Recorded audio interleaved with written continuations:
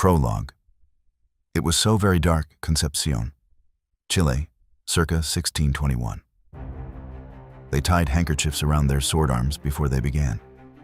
This was not a ceremony. The street was dark, with no lanterns, and the moon was hidden behind clouds. None of the four could see their own hands. The white cloth was practical, just enough to tell friend from enemy.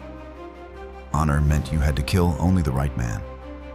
The two principals found each other by sound. A boot heel on cobblestone, the creak of a belt, the small adjustments of weight a man makes when he's about to commit himself. And then the air cracked open. Steel struck steel and sparks flew, white and violent. But they lit up nothing, only showing a blur of an arm or the outline of a blade before darkness returned. The Romans had heard this sound. The knights at Agincourt had heard it. Anyone who ever stood in the dark with a weapon and an enemy knew that bright, merciless ringing meant someone was about to die. You do not forget that sound. It leaves no room for thought. The fighters were skilled and quick. Again and again, they found each other in the dark by instinct, anger, and the brief logic of sparks. Each clash lit them for a moment, mouths open, eyes wide, arms outstretched, before darkness returned. Alonso stood at the edge, listening to men trying to kill each other, feeling a familiar tightness in his chest that was not quite fear. It was something older, something deeper. Then one of the principals screamed, then the other. Then both voices dropped, and there was the wet sound of a man sitting down hard on stone, and silence. The duel was over. What came next was not a duel. Alonso moved into the space they had left. The other second was already approaching. They did not speak. There was nothing to say. In the dark, you communicate with your feet, your blade, and the way you move. The other man reads your intentions and responds. They circled each other, guided by the sound of breathing and the faint white cloth at the wrist, moving with the slow patience that comes before violence. The first pass was a test. Steel kissed steel, and a fistful of sparks burst between them. And for one fraction of a second, Alonso saw him.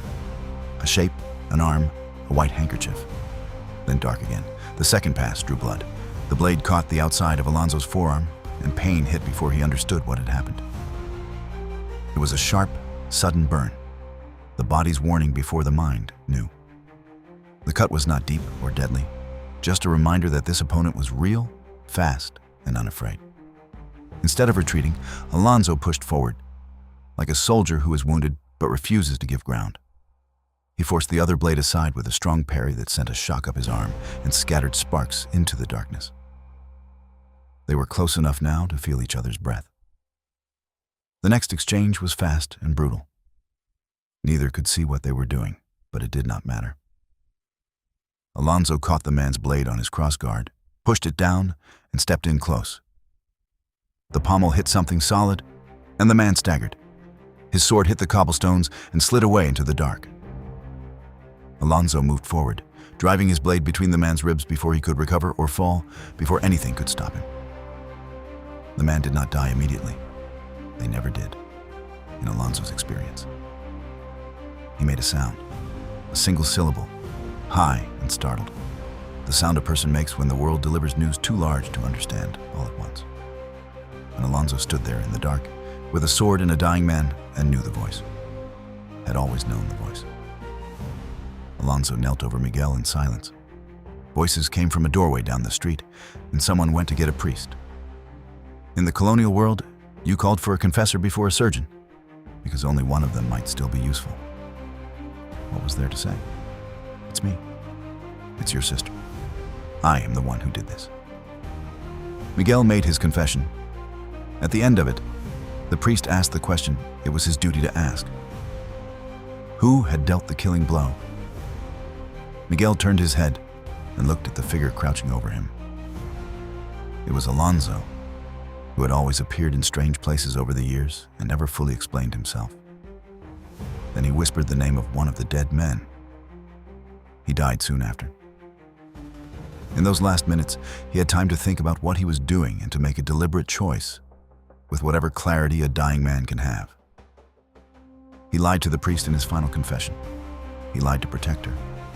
She carried that the rest of her life. The guilt seeped into her decisions, making her wary of those who tried to get close, and she always held a part of herself back. In friendships and in love, she moved like someone always listening for a voice in the darkness, shaped by the secret she kept and the promise she had made by letting someone else carry the blame.